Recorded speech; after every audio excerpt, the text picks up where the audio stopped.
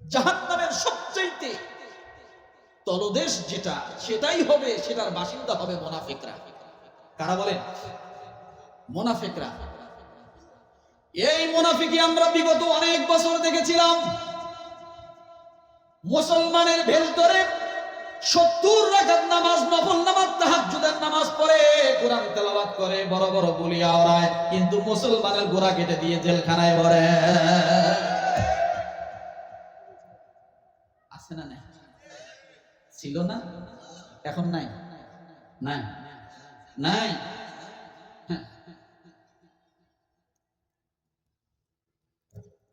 আসলে আমি আবু জেহেলের বাড়ি দেখি নাই। হাদি সাহেবরা আসে আর খালি গল্প করে, হুজুর আবু জেহেলের বাড়িতে এত পেশাব করছি, গেলেই পেশাব করি, না বেড়ালেও পুঁতে হলেও পেশাব করে থুই আহি আবু জেহেলের বাড়িতে। আমি এখনো যাই না, তবে শুনি হাদি সাহেবরা এরকম গল্প করে। করে কি করে না?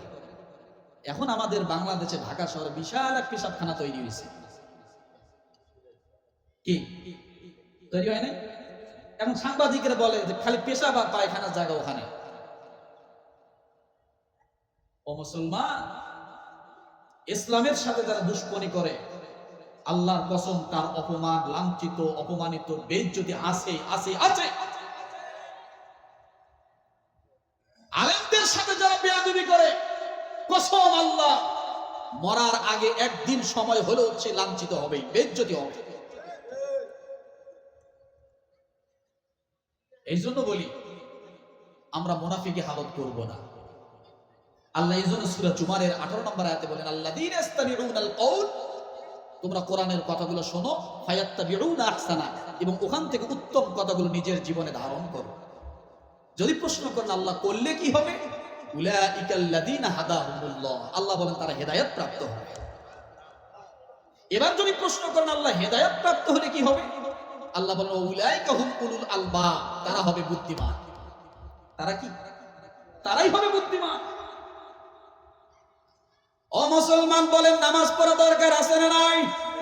শুধু জানাজা, কি বলে, শুধু ঈদের নামাজ ঈদের নামাজ শুধু না, জানাজার নামাজ না। জানাজার নামাজ হলো ফরজে কিফায়াত। 300 মাইল গাড়ি স্পিড দিয়া, 300 মাইল গাড়ি জার্নিং করে যায়, আত্মীয় স্বজনের জানাজা নামাজ পড়ি, কিন্তু ওই দিনের 5 ওয়াক্ত নামাজের 1 ওয়াক্ত নামাজও আমরা অনেক সময় আদায় করি না। এটা ফরজ আর ওটা ফরজে কিফায়া।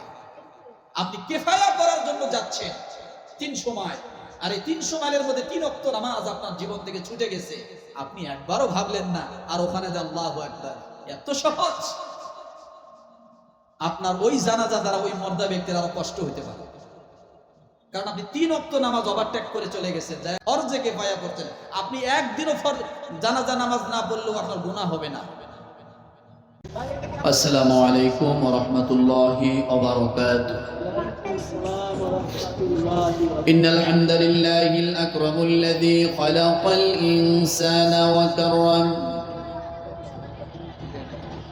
ওয়া 'আল্লামাহু মিনাল বায়ানি মা লাম ইয়া'লাম।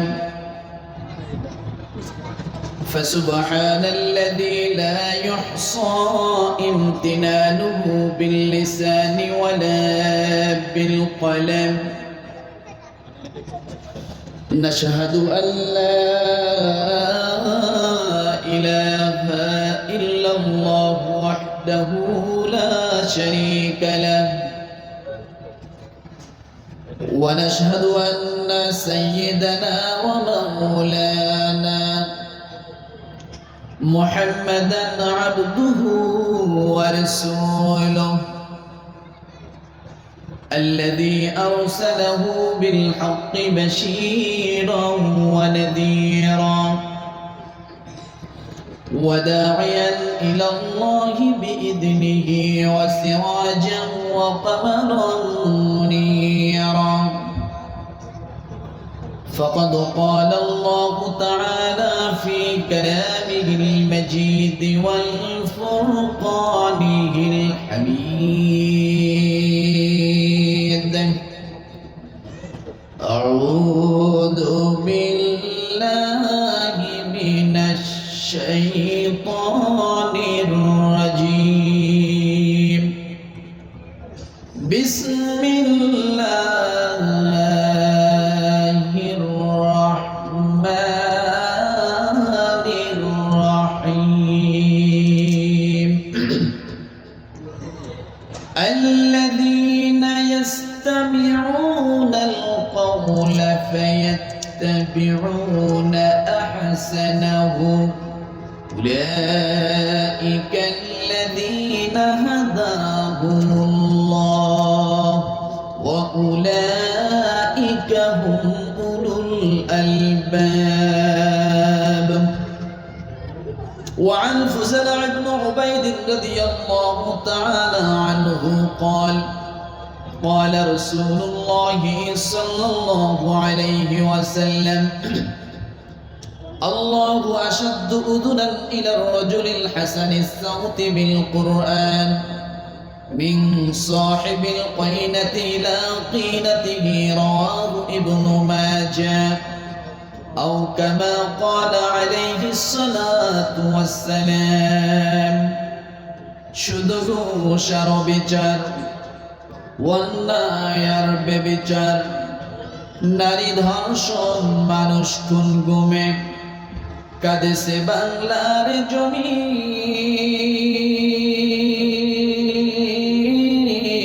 বিদায় হতে চলেছে নবীজির रखते मका दीन शरत के लिए इंसान ही याद रखो तो बंदा है मेहमान ही अल्लाह सुब्हानहु व तआला दारुस सुन्नाह कैडेट माद्रासा गाजीपुर আজকের এই দারুস সুন্নাহ ক্যাডেট মাদ্রাসার উদ্যোগে এই জান্নাতি মজলিসে যে আল্লাহ সুবহানাহু ওয়া তাআলা আমাদেরকে আসার এবং বসার জন্য সুযোগ করে দিলেন, শুকরিয়া আদায় করি আলহামদুলিল্লাহ। এখানে আসতে পেরে খুশি না বেজার? জোরে বলেন। এটা এমন একটি জায়গা, এমন একটি জান্নাতি বাগান, এমন একটি মজলিস যেখানে আসার নিয়ত করলেই রব্বুল আলামিন সঙ্গে সঙ্গে জীবনের সগীরা গুনাহগুলো মাফ করে দেন। তাহলে বোঝা গেল এখানে আসার নিয়তেই গুনাহ মাফ। আর যদি আসে তো আল্লাহ সুবহানাহু ওয়া তাআলার হাবিব ডাক দিয়ে বলেন প্রতিটা কদমে কদমে একটা করে সওয়াব আল্লাহ তাআলা দান করবেন। কিন্তু এক সওয়াবে আমরা আসলে তৃপ্তি না, আরো অনেক সওয়াবের দরকার, তাই না? এইজন্য রব্বুল আলামিন বলেন আমার কোন বান্দা যদি একটি সওয়াবের কাজ করে ওই একটি সওয়াব আর একটি সওয়াব থাকে না, আমি আল্লাহ 10টিতে পরিণত করে দেই। কয়টা? 10টিতে পরিণত করে দেই। মান জাআ বিল হাসানাতি ফালাহু আশরু আমসালিহা। এরপরে রব্বুল আলামিন তার হাবিবকে ডাক দিয়ে বলেন হাবিব আপনি বলে দেন ওই একটি সওয়াবকে আমি আল্লাহ 10টি বানালাম, ওই 10টি সওয়াবেই সেখানে ক্ষান্ত থাকবে না, আমি আল্লাহ ওটাকে লালন পালন করব। কি করব? আমি আল্লাহ ওটাকে লালন পালন করব, করে ওটাকে আরো অনেক বড় বানাবো, বেশি বানাবো। কেমন বেশি হবে? যে বান্দার যখন দিনের কোনো কাজে, দিনের কোনো কথা শোনার জন্য আসে, ইবাদতের জন্য আসে, ওই বান্দার দ্বারা যদি অন্য আরেক বান্দার উপকার হয়, বুঝেন, ওই ইবাদত গুজার করনেওয়ালা বান্দার দ্বারা যদি অন্য আরেক বান্দার ইবাদত মানে কোন উপকার হয়, আল্লাহর হাবিব ডাক দিয়ে বলেন সঙ্গে সঙ্গে যে ব্যক্তি উপকার করলো তার আমল নামায় আল্লাহ সুবহানাহু ওয়া তাআলা 10 বছর ইতিকাফের সওয়াব দান করে দেন। তাহলে সওয়াব ছিল একটা, ওখান থেকে হলো কয়টা? 10টা। 10টা আল্লাহ তাআলা কি বললেন? যে আমি এটাকে আরো লালন পালন করব। কিয়ামতের ময়দানে এটাকে পাহাড় পরিমাণ করে দাঁড় করাবো। বান্দা বিশ্বাসই করবে না, আল্লাহ আমি এত সওয়াব করিনি। কি বলবে বলেন? বান্দা বিশ্বাস করবে না, বলবে আল্লাহ আমি এত নেকি করি নাই। আল্লাহ বলে বান্দা আমি যা দিতে পারি দুনিয়ার কোন মানব, কোন দানব, কোন কিছু কেউ ওই পরিমাণ দিতে পারে না আমি যে পরিমাণ দিতে পারি। তো ওই বান্দার আমলনামা কি হবে? পাহাড় পরিমাণ হবে। বান্দা সেদিন কিয়ামতের ময়দানে বিশ্বাস করতে পারবে না। এখন কথা হলো আমার আমল পাহাড় পরিমাণ হবে কখন? আমার আমল একটি আমল 10টা নেকিতে পরিণত হবে কখন? আল্লাহ তাআলা এই কথাগুলো বলতেছেন সূরাতুজ জুমার আয়াত নাম্বার 18-তে। আল্লাহ তাআলা এটা দিয়ে বোঝাচ্ছেন যে যারা এই কথাগুলো শুনবে, মানবে, জীবনীতে ফিট করবে, আমি আল্লাহ জান্নাতের টিকিট তাদের হাতে দিয়ে দিব। সুবহানাল্লাহ। কিসের টিকিট? কথা বলেন।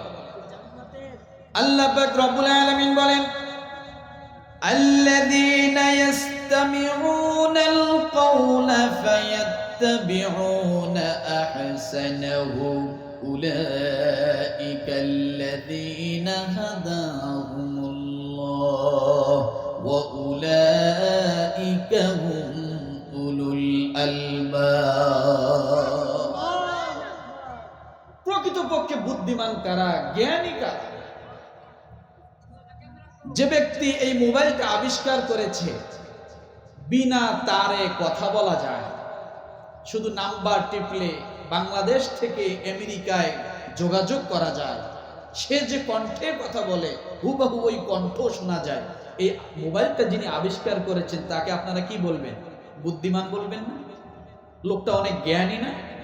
অনেক বুদ্ধি খাটায় এমন একটা মোবাইল আমাদের হাতে উঠায় দিয়েছে। আজকে যে ভিডিও হচ্ছে, ক্যামেরা হচ্ছে, যারা এই ক্যামেরা আবিষ্কার করেছে তাকে সে কি বুদ্ধিমান না অবুদ্ধিমান? কম বুদ্ধিমান না বেশি বুদ্ধিমান? বেশি বুদ্ধিমান। এভাবে আপনি প্রত্যেকটা জিনিস আপনি যদি খেয়াল করেন, যত আবিষ্কার আমাদের মাঝে আসলো, যত আবিষ্কার তৈরি হলো, যত আবিষ্কার পণ্য আসলো, প্রত্যেকটা জায়গায় আপনি ওই যে নির্মাণ করেছে তাকে আপনি বুদ্ধিমান বলবেন, জ্ঞানী বলবেন।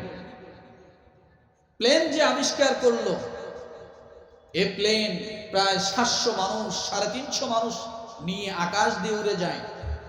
এই প্লেন যে আবিষ্কার করেছে তাকে আপনি কি বলবেন? অবশ্যই বুদ্ধিমান। এরপরে আপনি আপনার গ্রামে গঞ্জে হাটে বাজারে দেখবেন, ছোট ছোট বাজারগুলো তো এখন আছে, এখন একটা কাগজ হুবাহু এইরকম আরেকটা কাগজ আপনি ফটোকপি করবেন, দোকানদারকে নিয়ে যা দিলেন, ভাই আমার এই কাগজটা ফটোকপি করে দেন। তখন দেখবেন একটা মেশিনের থেকে ঢাকনা উপর দিকে উঠাইলো, কাগজটা ঢোকায় দিল, একটা বাটন চাপ দিল, ডান দিক থেকে বাম দিক একটা আলো যায় আর কি আসে, অটোমেটিক ওই মেশিনের নিচ দিয়ে ক্যারক্যার ক্যারক্যার করে শব্দ করে এইখানে যা যা লেখা ছিল, যা যা ছিল সব নিচের কাগজ দিয়া হুবাহু বাইর হলো। একটা অক্ষরও কম হলো না, একটা আকার একা ঋষিকারও কম হইল না। বোঝেন নাই মনে হয় কথা? আচ্ছা বলেন, একটা আলো শুধু আপ ডাউন করলো, এখানে যা লেখা ছিল সব নিচ দিয়ে বাইর হয়ে চলে আসলো, হুবহু আর একটা কাগজ তৈরি হলো। এই যে এই মেশিনটা যে আবিষ্কার করেছে তাকে আপনি কি বলবেন? অবশ্যই বুদ্ধিমান। কত বুদ্ধিমান! এই কাগজের সাথে নিচের কাগজের কোনো মোলাকাত নাই, মুসাফা নাই, সম্পর্ক নাই, কিচ্ছু নাই। উপরে মেশিনের ঢাকনা উঠে কাগজটা ঢুকাই দিল, আর নিচে একেবারে সাদা একটা কাগজে বাইর হয়ে আসলো, হুবহু উপরে যা লেখা ছিল তাই। কথা ঠিক না? এই নিচের কাগজের সাথে উপরের কাগজের কোনো মোলাকাত আছে? কোনো ভাষা খাইছে, কোনো সম্পর্ক আছে? কিচ্ছু নাই। কিন্তু তারপরও এই কাগজটা যা লেখা তাই বাইর হয়ে আসলো। এই মেশিনটা যে আবিষ্কার করলো তাকে কি বলবেন? অবশ্যই বুদ্ধিমান। কিন্তু রব্বুল আলামিন দুনিয়ার সমস্ত মানুষকে আল্লাহ একত্রিত করলেন না। আল্লাহ দুনিয়ার সব মানুষকে একত্রিত করে ডাক দিয়ে বললেন, হিন্দু, মুসলমান, বৌদ্ধ, খ্রিস্টান, জাতি, ধর্ম, বর্ণ নির্বিশেষে, কামার, কুমার, জেলে, দাতি, doctor, master, conductor, driver, helper, চাষারু, মাদারু, জুয়ারু, মুসারু, রাজরানী, ফকরানি, পথে পড়া, আদামারা, কাঙ্গাল, কাঙ্গালিনী, আল্লাহ সমস্ত মানুষকে একটা প্যান্ডেলে নিয়ে আসলেন। ইয়া আইয়ুহান নাসু ক্বাদ জাআকুম বুরহানুম মির রাব্বিকুম ওয়া আনজালনা ইলাইকুম নূরাম মুবিনা। হিন্দু, মুসলমান, বৌদ্ধ, খ্রিস্টান সমস্ত মানুষকে আল্লাহ একটা প্যান্ডেলে নিয়ে আসি, একটা টেলেক্স করলেন, আল্লাহ একটা ফ্যাক্স করলেন। আমার আল্লাহ তাআলা জানাই দিলেন দুনিয়ার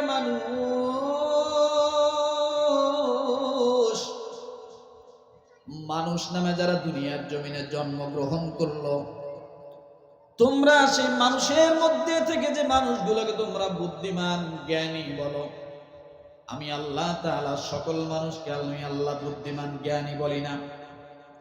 850 কোটি মানুষের মধ্যে আমার আল্লাহ তাআলা প্রায় 600 কোটি মানুষকে আল্লাহ আলাদা করে দিয়ে মাত্র 250 কোটি মানুষকে আমার আল্লাহ তাআলা একটা প্যান্ডেল আলাদা নিয়ে আসলেন।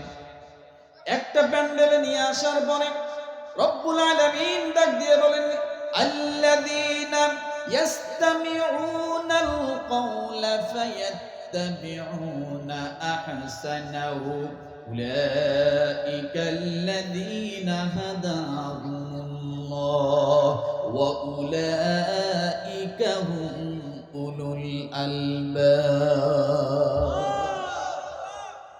সব মানুষকে এই আয়াতের আলোকে আল্লাহ নিয়ে আসছে? নো। আল্লাহ প্রথম বলছে, ইয়া আইয়ুহান নাস ক্বাদ জাআকুম বুরহানুম মির রাব্বিকুম, হে মানব সকল। ওখানে আল্লাহ দুনিয়ার সব মানুষকে একত্রিত করলেন, করে এরপরে আল্লাহ দেখলেন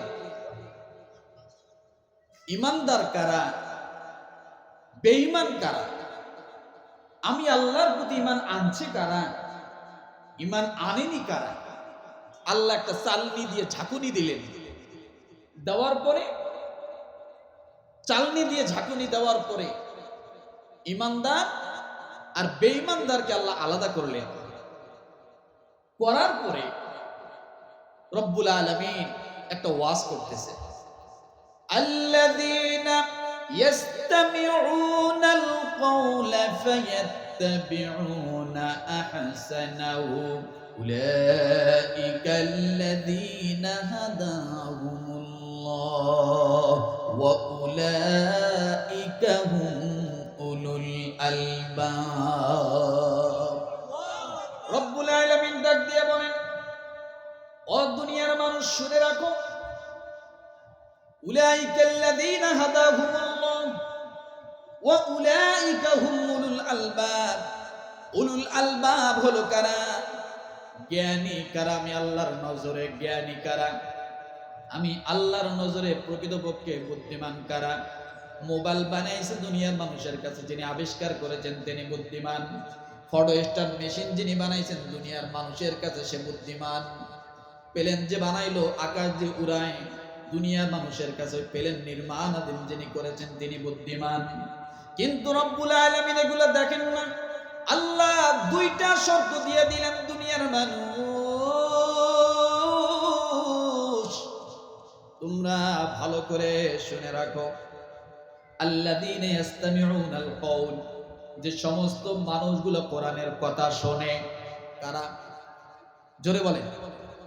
যে মানুষগুলো কোরআনের কথা শোনে, যে মানুষগুলো কোরআনের পথে আসে, আর যে মানুষগুলো কোরআনের কথা শোনার জন্য ঝাঁপিয়ে পড়ে কোরআনের কথাগুলো শোনার জন্য চলে যায়, ফায়াত্তাবিউনা আহসানা, কোরআনের কথাগুলো শোনার পরে বান্দা যখন ওই কথাগুলোকে মেনে নেয়, সুন্দর সুন্দর উত্তম উত্তম কথাগুলো বান্দা মেনে নেয়, আল্লাহ ডাক দিয়ে বলল, যারা কোরআন শোনে এবং যারা কোরআন শুনে আমল করার জন্য উত্তম কথাগুলো পন্থা অবলম্বন করে, উত্তম কথাগুলো নিজের জীবনেতে ধারণ করে, আল্লাহ বলেন উলাইকাল্লাযীনা হাদাহুমুল্লাহ, আল্লাহ বলেন ওই মানুষগুলো অবশ্যই আমি আল্লাহ তাদেরকে হেদায়েত দান করব। কি দান করব? কথা বলে। এখন হেদায়েত কি? হেদায়েত তো চিনি না, খায় না মাখে নাকি? হেদায়েত কি? হেদায়েত তো চিনি না। হেদায়েত যে ব্যক্তি পায় সে কবরে আযাব তার জন্য মাফ হয়ে যাবে। এক নম্বরে কি হবে বলেন তো? তার মানে বোঝা গেল কবরের আযাব মাফ হওয়ার একটা টিকিট, তার নাম হলো হেদায়েত। যে ব্যক্তি হেদায়েত পাবে ওই ব্যক্তির জন্য আল্লাহ আরশের নিচে ছায়া দান করবেন। কয়টা গেল? যে ব্যক্তি হেদায়েত পাবে আমার আল্লাহ তাআলা তার জন্য কিয়ামতের ময়দানে আমার আল্লাহ হিসাবটা সহজ করে দিবে। কয়টা হলো? তিনটা। যে ব্যক্তি হেদায়েত পাবে, তাহলে সূরা জুমার আয়াত নাম্বার কত বলেছি? 18।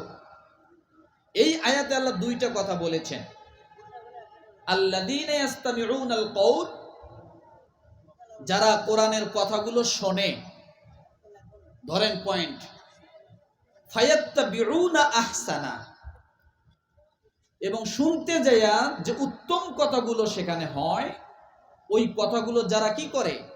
ধারণ করে। তাহলে শোনা আর একটা কি? ধারণ করা। কোন কথা শুনতে বলছেন? কোরআনের। জোরে বলেন। তাহলে কোরআনের কথা শোনে এবং ওই কথাগুলো আমলের উদ্দেশ্য কি করে? ধারণ করে।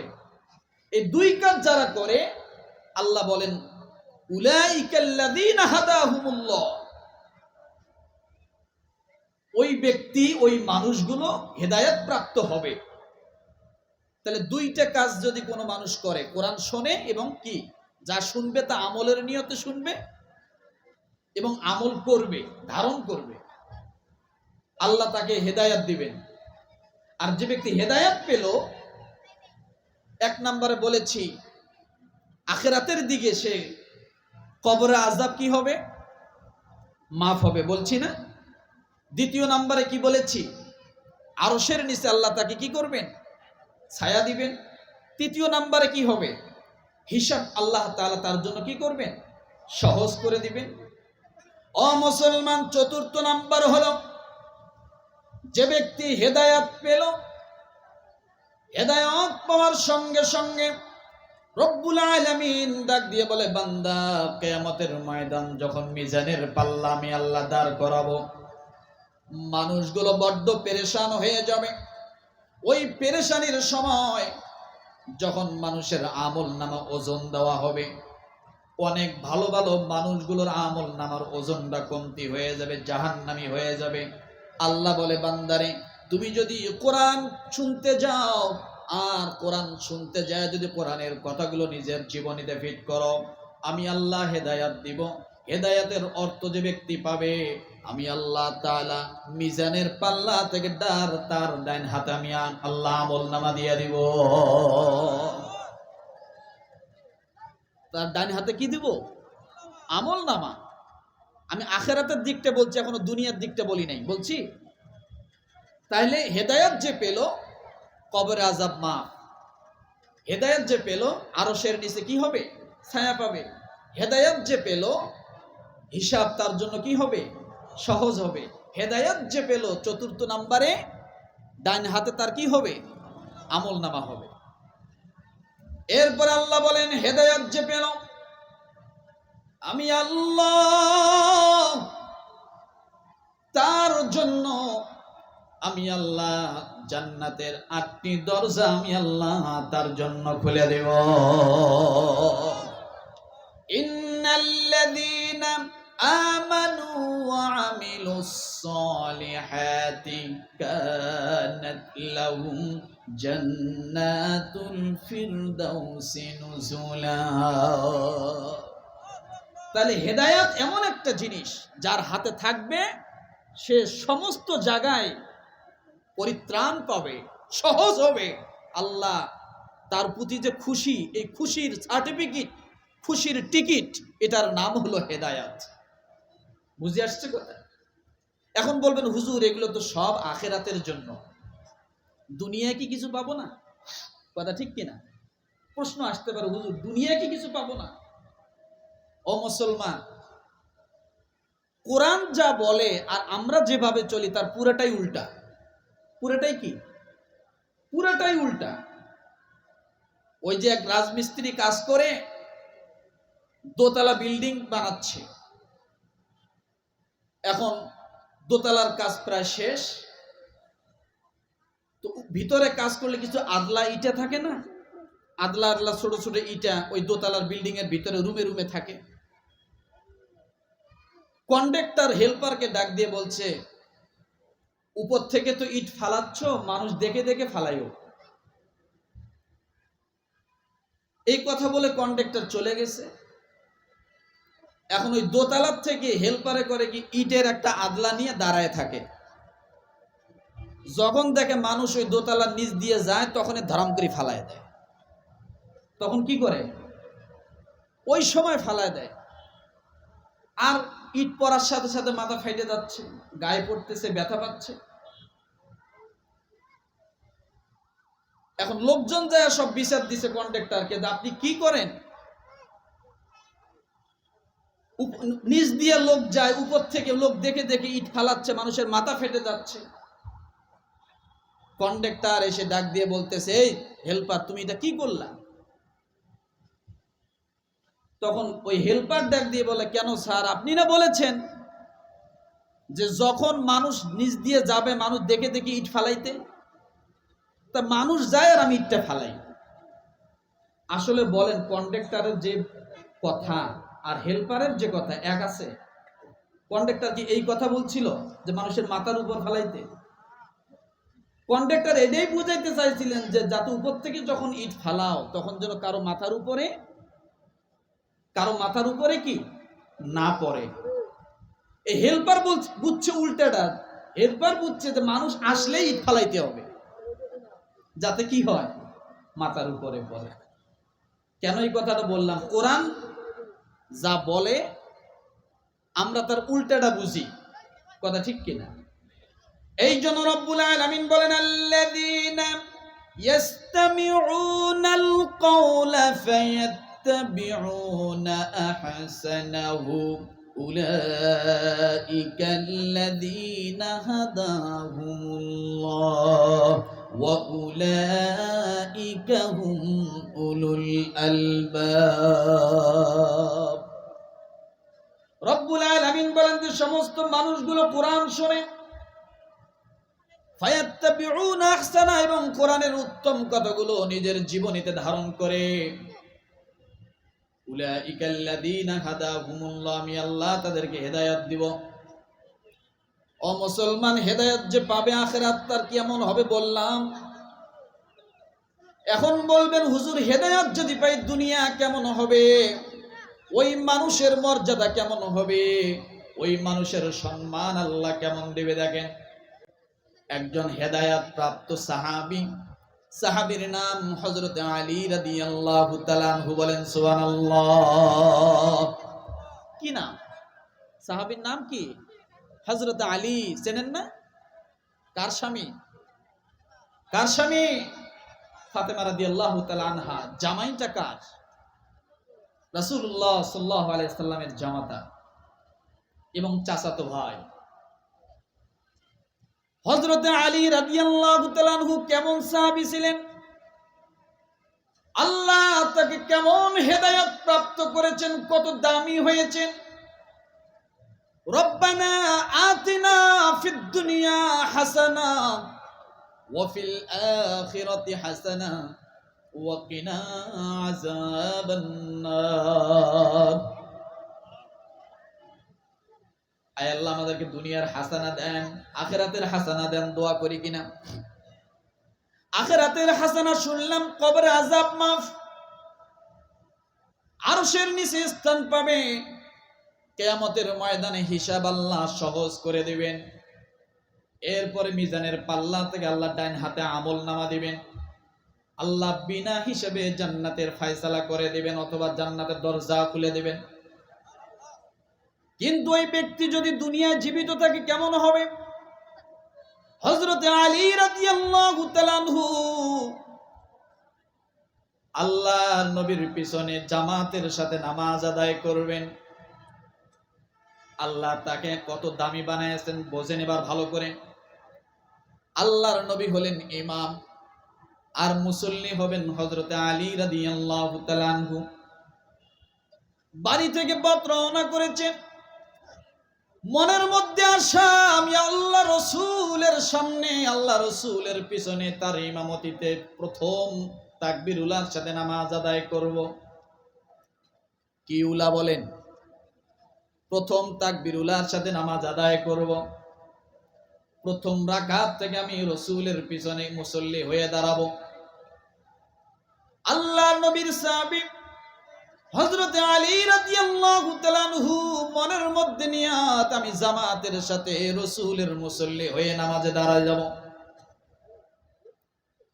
কিন্তু এদিকে নামাজে দাঁড়ানোর সময় হয়ে গেছে। হযরত আলী রাদিয়াল্লাহু তাআলা আনহু বাড়ি থেকে পথ রওনা করেছেন, মসজিদের দিকে আসবেন নামাজের জন্য। আল্লাহর নবী নামাজে দাঁড়িয়ে গেছেন।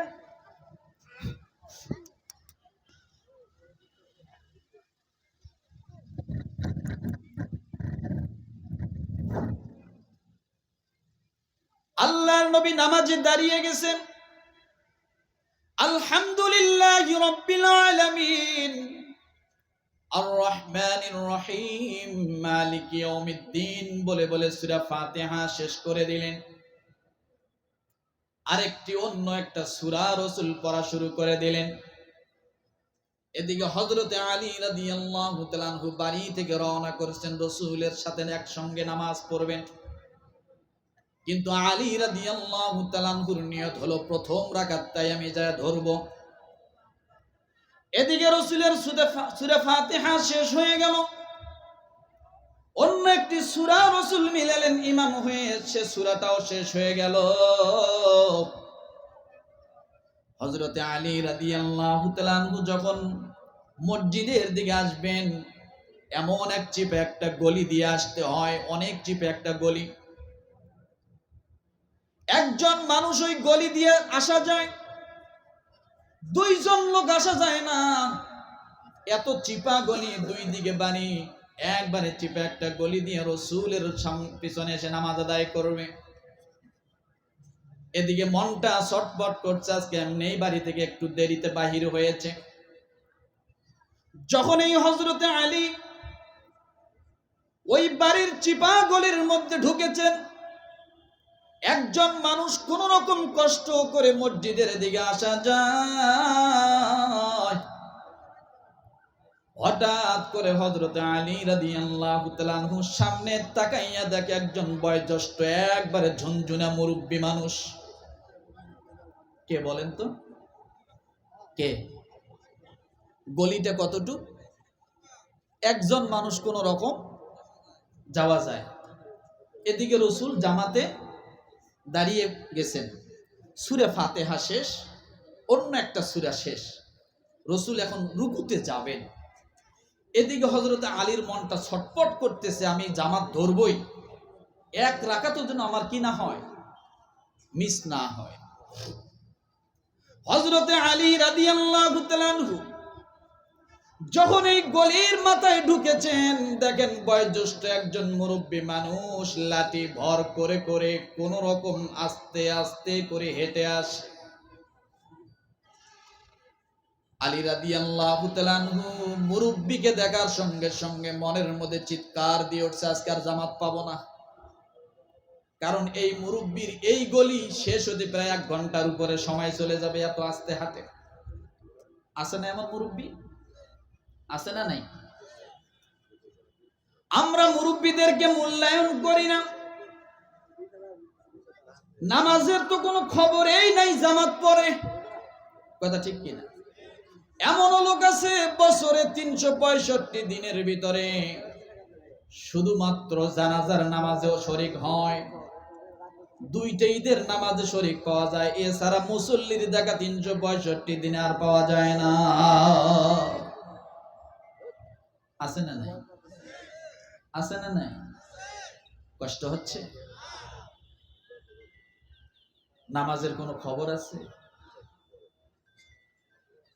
আলী রাদিয়াল্লাহু তাআলা আনহুর মতো একজন সাহাবী, তিনি জামাত ধরবেন, মনের মধ্যে বড় আফসোস। রাসূল হলেন ইমাম, ওই ইমামের মুসল্লি হওয়াটা কি এটা কি সকলের ভাগ্যে হয়? কথা বলে। আজকে যদি মক্কার একজন ইমাম বাইতুল মুকাররমে নামাজ পড়াবে এই ঘোষণা যদি হয়, অন্য দিনের তুলনায় মুসল্লি কম হয় না বেশি হয়? কথা বলে।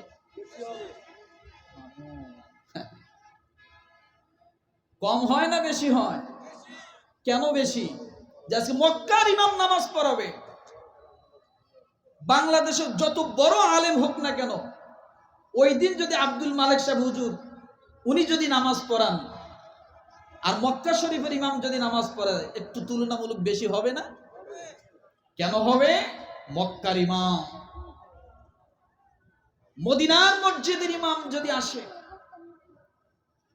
আশপাশের মানুষ যদি জানে আজকে মদিনার ইমাম এখানে ইমামতি করবে, অন্য দিনের তুলনায় লোক একটু মুসল্লি বেশি হবে কিনা? হবে। আপনি খেয়াল করেন, রাসূলুল্লাহ সাল্লাল্লাহু আলাইহি ওয়াসাল্লামের মতো ব্যক্তি, মানুষ, তিনি হলেন ইমাম, তার পিছনে 1 ওয়াক্ত নামাজ যার ভাগ্য হয়েছে ইমানের হালতে, বেশক আল্লাহর কসম সে জান্নাতি। সে কি? ইমানের হালতে যার 1 ওয়াক্ত নামাজ হয়েছে অবশ্যই সে জান্নাতি। আবার মুনাফিকির হালতে ইমামের পিছনে দাঁড়াইলে কিয়ামত পর্যন্ত নামাজ পড়বেন, কপালে দাগ হবে, 1 রাকাত নামাজও আল্লাহর দরবারে কবুল হবে না। কারণ মুনাফিকের জানাজা পড়াইতে তো আল্লাহ নিষেধ করেছেন। কত মারাত্মক ঘৃণিত হয় মুনাফিক। ইন্নাল মুনাফিকিনা ফিদ দারকিল আসফালি মিনান নার, জাহান্নামের সবচাইতে তলদেশ যেটা, সেটাই হবে, সেটার বাসিন্দা হবে মুনাফিকরা। কারা বলেন? মুনাফিকরা। এই মুনাফিকি আমরা বিগত অনেক বছর দেখেছিলাম। মুসলমানের ভেষ ধরে 70 রাকাত নামাজ, নফল নামাজ, তাহাজ্জুদের নামাজ পড়ে, কোরআন তেলাওয়াত করে, বড় বড় বলিয়া ওরায়, কিন্তু মুসলমানের গোড়া কেটে দিয়ে জেলখানায় ভরে। আছে না নাই? ছিল না? এখন নাই? নাই? নাই? হ্যাঁ।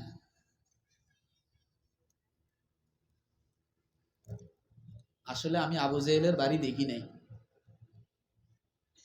হাজি সাহেবরা আসে আর খালি গল্প করে, হুজুর আবু জেহেলের বাড়িতে এত পেশাব করছি, গেলেই পেশাব করি, না বেড়ালেও পুঁতে হলেও পেশাব করে থুই আহি আবু জেহেলের বাড়িতে।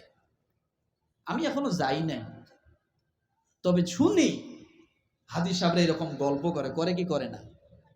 এখন আমাদের বাংলাদেশে ঢাকা শহরে বিশাল এক পেশাবখানা তৈরি হয়েছে।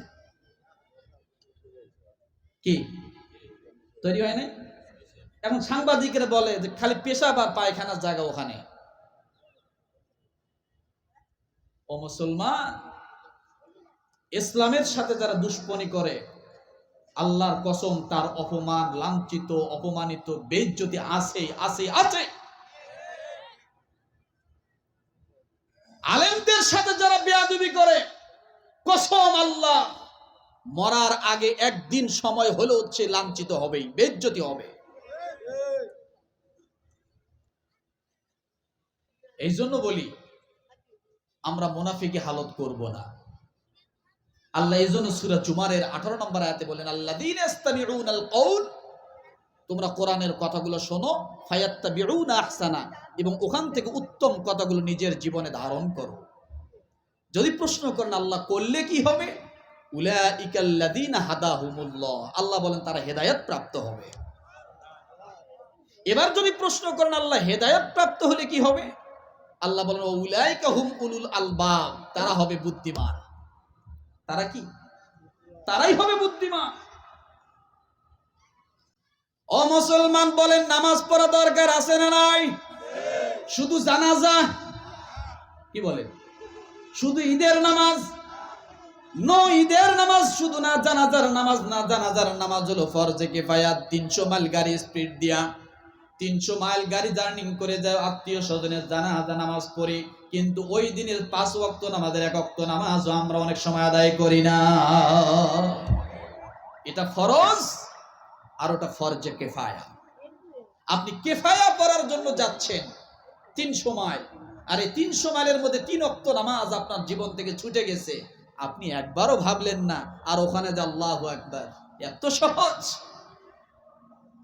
আপনার ওই জানাজা দ্বারা ওই মর্দা ব্যক্তির আরো কষ্ট হতে পারে, কারণ আপনি 3 ওয়াক্ত নামাজ ওভারটেক করে চলে গেছেন, যা ফরজে কিফায়া পড়ছেন। আপনি একদিনও জানাজা নামাজ না পড়লেও আপনার গুনাহ হবে না, আপনার গুনাহ হবে না। আপনার পাড়ার কয়েকজন মানুষ পড়লেই আপনার সওয়াব হয়ে যাবে, আপনার হক আদায় হয়ে যাবে। কিন্তু ফজরের নামাজ আমারটা যদি আমার বউ পড়ে, বউকে যদি বলেন, বউ আমি তো এখন ঠান্ডা উঠতে পারতেছি না, আমি একটু ল্যাপের তলে থাকি, আমার নামাজটা তুমি চালায়া দাও, বলেন তো কিয়ামত পর্যন্ত বউ যদি আপনার নিয়তে ফজরের নামাজ পড়ে, কয় রাকাত নামাজ কবুল হবে? কয় রাকাত? 1 রাকাতও না। তাহলে বুঝতে হবে এই নামাজ আমারটা আমাকেই পড়তে হবে।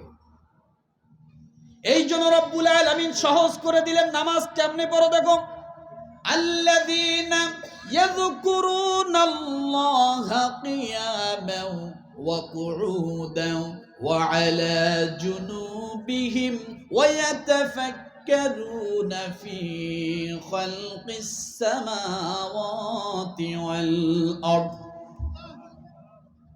দাঁড়ায়া পড়ো।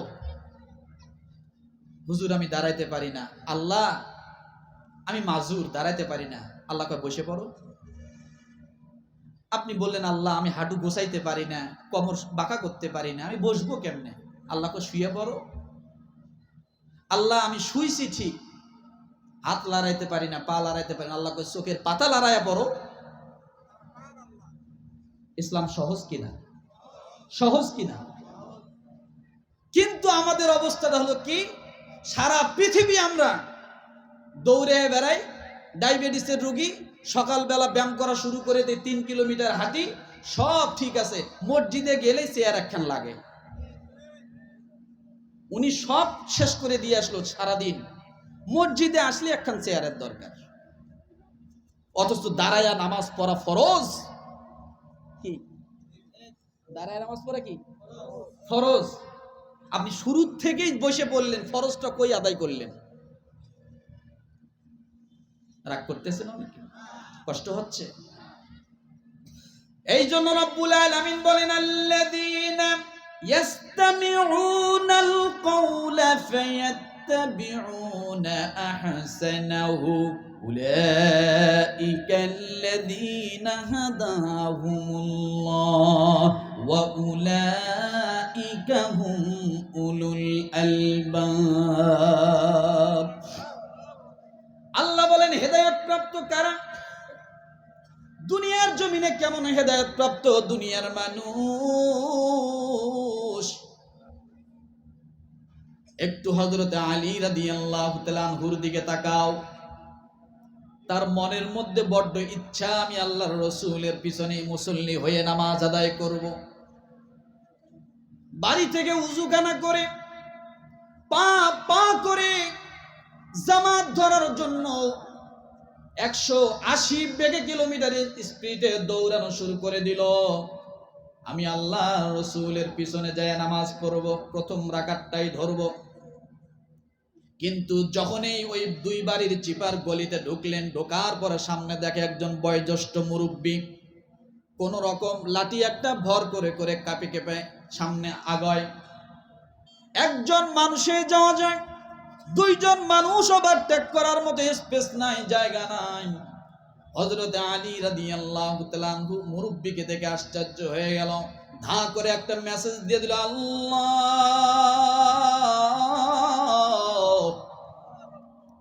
আমার বড্ড ইচ্ছা রসুলের পিছনে নামাজ আদায় করব, কিন্তু আল্লাহ এই মুরব্বী যেভাবে হাঁটা শুরু করে দিয়েছে, গলির মাথা শেষ হওয়া পর্যন্ত মুরব্বী যদি এইভাবে হাঁটে, আমি 1 রাকাত নামাজও রসুলের পিছনে পাবো না।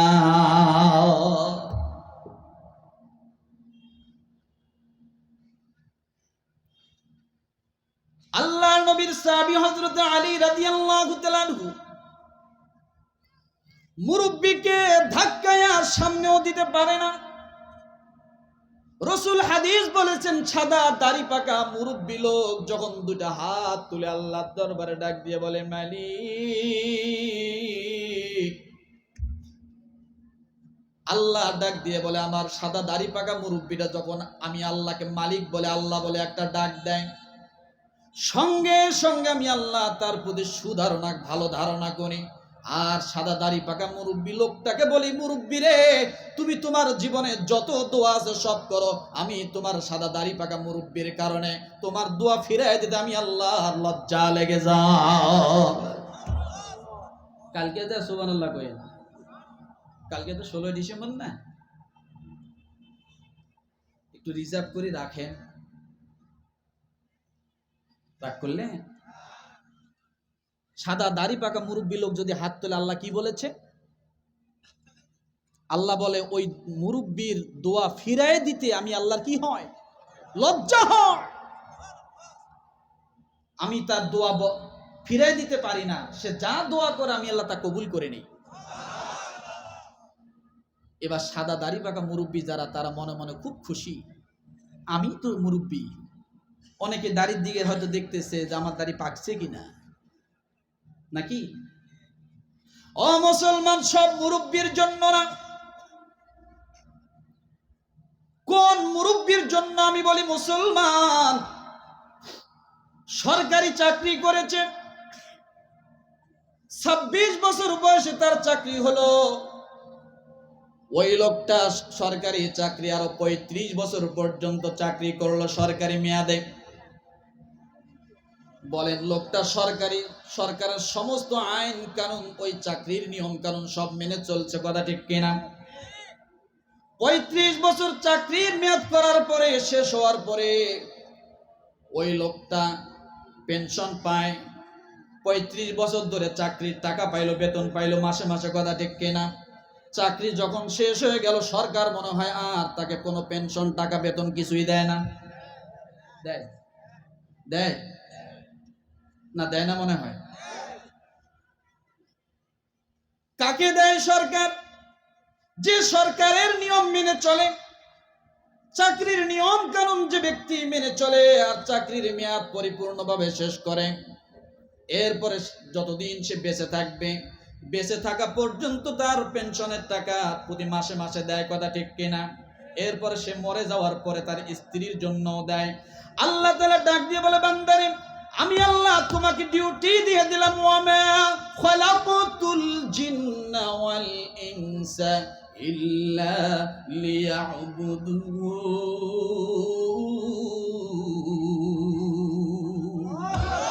আল্লাহ বলে, বান্দা, 12 বছর যখন তোমার বয়স হয়েছে, বালেগ যখন তুমি হয়েছ, আমি আল্লাহ তোমাকে আমার একটা চাকরিতে নিয়োজিত করলাম। ওমা খালাকতুল জিন্না ওয়াল ইনসা ইল্লা লিয়াবুদুন, আমার ইবাদতের জন্য তোমাকে আমি কবুল করে নিলাম, আমার ইবাদতের জন্য আমি তোমাকে সৃষ্টি করেছি। 12 বছর যুবক কিনা বলে, ছেলে মানুষ, ছেলে বয়সে নামাজ পড়লো, কিশোর বয়সে নামাজ আদায় করলো, যুবক বয়সে নামাজ আদায় করলো। এরপরে যুবকটা যখন আস্তে আস্তে বয়স ভারী হওয়ার কারণে বৃদ্ধ হয়ে গেল, আর দাঁড়িয়ে ঠিক মতো নামাজ পড়তে পারে না, আর ঠিক মতো রোজা রাখতে পারে না, আর ঠিক মতো আল্লাহর হুকুমগুলো সঠিকভাবে পালন করতে পারে না। সুবহান রব্বিয়াল আলা বলার জায়গায় সোয়াবিনতাল ভালা, সোয়াবিনতাল ভালা মুখ দিয়ে আসে। আছে না? আছে না? এই লোহাপুর এক লোক জামাতে গেছিল, এই সবিপুর বড়ই বাড়ির পরে। তা আমি জিজ্ঞাসা করলাম, চাচা সেজদা দেন দেখি। সেজদা যখন দিল, বললাম চাচা এখানে কি কয় বলেন তো। ডাক দিয়ে বলে সোয়াবিন তাল ভালা, সোয়াবিন তাল ভালা। আমি কি এইটা শুনছেন আপনি? ও মুসলমান শুনে রাখেন, ওই ব্যক্তি যুবক বয়সে হয়তো বলেছিল সুবহান রাব্বিয়াল আলা, বয়স শেষ হয়ে গেছে, কথাটা ভুলে গেছে, কিন্তু সোয়াবিন তাল ভালা তার কাছে সহজ হয়। আল্লাহ ডাক দিয়ে বলে বান্দারে, দাঁত যখন থাকবে না, কথা যেটা বলতে চাবে সেটা হয়তো আসবে না, উল্টা চলে আসবে। আল্লাহ বলে তুমি যদি জানার পরে যুবক বয়সে সুবহান রাব্বিয়াল আলা বলেছো, কিন্তু এখন বৃদ্ধ বয়সে ওটা আর বলতে পারতেছো না, সোয়াবিন তাল ভালা তোমার জন্য সহজ হচ্ছে। আল্লাহ বলে তুমি ওইটাই বলো, আমি আল্লাহ তাআলা তোমার আমলনামায় সুবহান রাব্বিয়াল আলার সওয়াব আমি আল্লাহ তোমাকে দিয়ে দিব।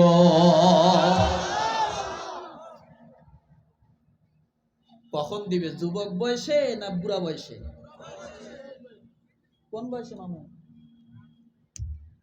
যুবক বয়সে না বুড়া বয়সে? তাহলে বোঝা গেল যে বয়সে আপনি একটা কথা বলতে চাচ্ছেন, যেটা সেটা মুখ দিয়ে কি আসতেছে না, বিপরীতটা আসতেছে। আল্লাহ বলে তুমি বিপরীতটা আসুক, আমি আল্লাহ ওটা ধরবো না, আমি ধরবো তুমি যেটা সহজটা বলতে চাইছো সেটাই। কথা ঠিক কিনা? ও মুসলমান, আপনি যদি যুবক বয়সে আল্লাহর হুকুমগুলো পালন করেন, আর বৃদ্ধ হয়ে গেছেন, দাড়িগুলো পেকে গেছে, দাড়িগুলো সাদা হয়ে গেছে, এখন আপনি সঠিকভাবে আমল করতে পারেন না, শুধু এতটুকু পারেন, নফল রোজা রাখতে পারেন না, তাহাজ্জুদ নামাজ পড়তে পারেন না। কিন্তু যুবক বয়সে আপনি তাহাজ্জুদ পড়েছিলেন যখন আপনার শক্তি ছিল। আল্লাহ রাব্বুল আলামিন ডাক দিয়ে বলে বান্দা, যুবক বয়সে যদি কোনো মানুষ তাহাজ্জুদের অভ্যস্ত থাকে, আর বৃদ্ধ হওয়ার কারণে তাহাজ্জুদ আর পড়তে পারে না, আমি আল্লাহ ওই আমার বান্দাটা যতদিন পর্যন্ত মারা যাবে না, ততদিন পর্যন্ত ওই যুবক বয়সের আমলগুলো কবুল করে নিয়ে বৃদ্ধ বয়সে আমি আল্লাহ পেনশন হিসাবে প্রতি রাতে তাহাজ্জুদের সওয়াব দিয়ে দিব।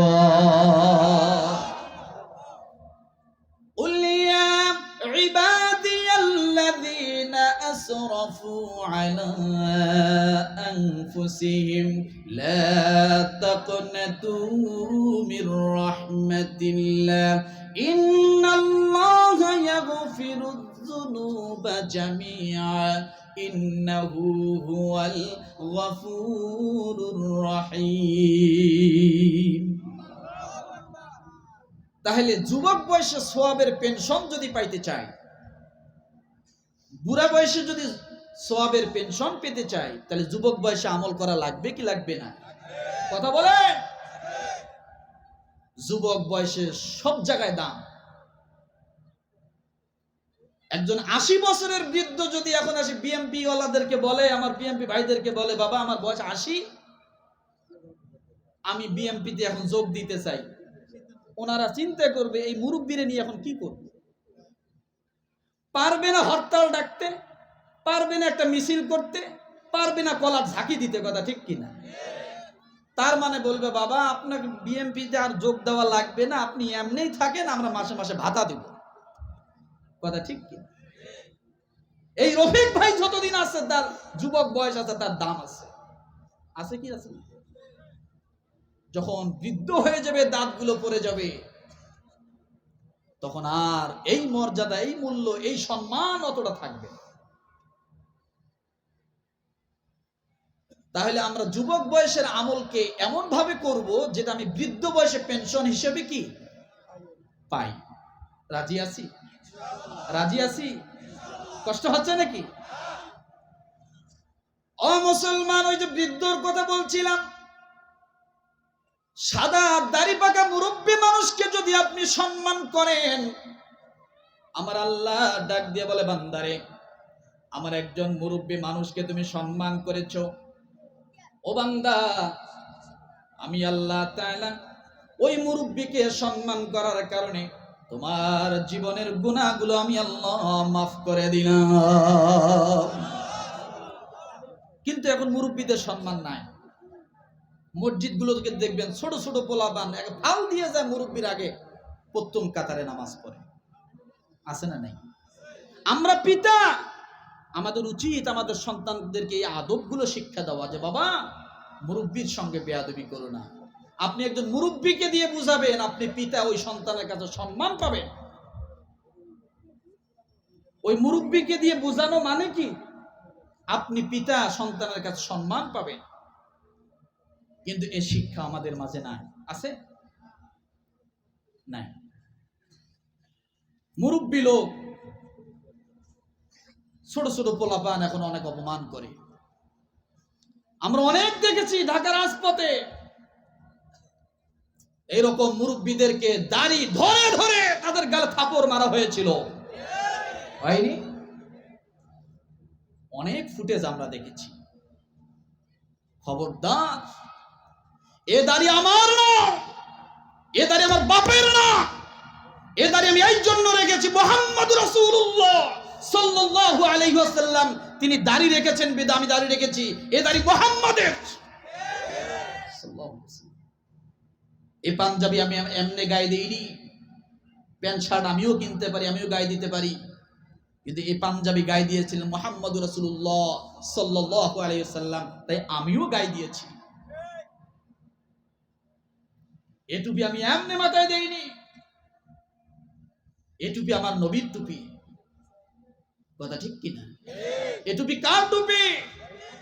আমি এই জন্য মাথায় দিই, আমার রাসূল টুপি মাথায় দিয়েছিলেন, তাই আমি দিই। কিন্তু আমরা দেখেছিলাম শাহবাগের সেই সময়ের আন্দোলনে আমরা স্পষ্ট দেখেছিলাম মাথায় টুপি, এরপরে গায়ে পাঞ্জাবি দিয়ে, নিচে পায়জামা পরাই দিয়ে, এরপরে একটা গ্যাস লাইট দিয়ে, নিচের মধ্যে আগুন ধরাই দিয়ে আমার রাসূলের সুন্নাতকে অপমান করা হয়েছিল, হয়নি? নদীর কুল গড়ে ও কুল ভাঙ্গে, এই তো নদীর খেলা।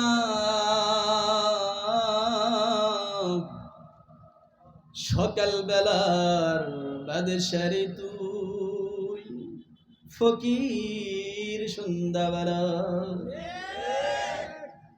এক গলা দিয়ে বেড়ায় না, এক করলেন না ঠিক করলেন? কষ্ট পাচ্ছেন? বেজার হচ্ছে? কথা তো বলতেই চাইছিলাম না, আজকে জোর করে দিয়েছে, ওই জন্য একটু কথা বলে। এই জন্য মুরব্বীদেরকে সঙ্গে বেয়াদবি করা যাবে না। তারা অ্যাটম বোমার মতো, তারা আমাদের মতো সন্তানদের জন্য, যুবকদের জন্য হলো আল্লাহর দেওয়া রহমত। প্রতিটা মুরব্বী আমাদের জন্য রহমত। আল্লাহ এই জন্য দোয়া শিখায় দিয়েছেন, ও সন্তানেরা, পিতার জন্য দোয়া করো, রব্বির রহমহুমা কামা রাব্বায়ানি সগীরা। পিতার জন্য দোয়া করতে বললেন আল্লাহ। তারা আমাদের জন্য রহমত। মুরব্বীরা যতদিন পর্যন্ত দুনিয়ার জমিনে বেঁচে থাকবে, তাদের প্রতিটা সেজদা, প্রতিটা কথা আমাদের কাছে অনেক দামি, তার অনেক মর্যাদাবান আমাদের কাছে। খবরদার, বড়দের সাথে কখনো আমরা বেয়াদবি করব না, উস্তাদদের সাথে বেয়াদবি করব না, আলেম ওলামাদের সাথে বেয়াদবি করব না। বলেন তো,